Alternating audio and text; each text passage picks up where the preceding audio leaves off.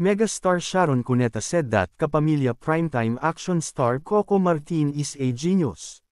Sharon had the chance to work with Coco in the Kapamilya defunct series Ang Probinsyano. As an actress with a career spanning 4 decades or more, Sharon has worked a lot with many artists. One of the personalities who left a good impression was Coco, and she is not hesitant to work with him again. In a recent interview, based on the article in Inquirer, Sharon Cuneta had nothing but good words for Coco Martin's artistry. She is amazed by how the actor, and now director, works on the set.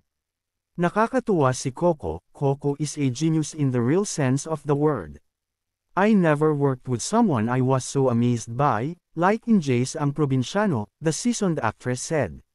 She shared that when they were shooting a scene together with other cast members, Coco was narrating others' dialogues to his assistant who was writing them down.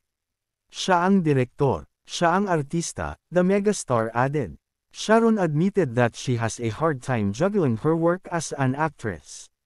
This is the reason why she considered Coco a genius and that he could manage other tasks in the production. The megastar shared that in her entire career, she had never seen a genius at work, and Coco has been doing this every single day on set. After the shoot, Sharon shared that Coco still has the energy ta. Sharon also shared that the last time she had this kind of admiration was for the King Fernando Poe, Jr. For her, Coco is once-in-a-lifetime individual in the entertainment industry and that she respects him.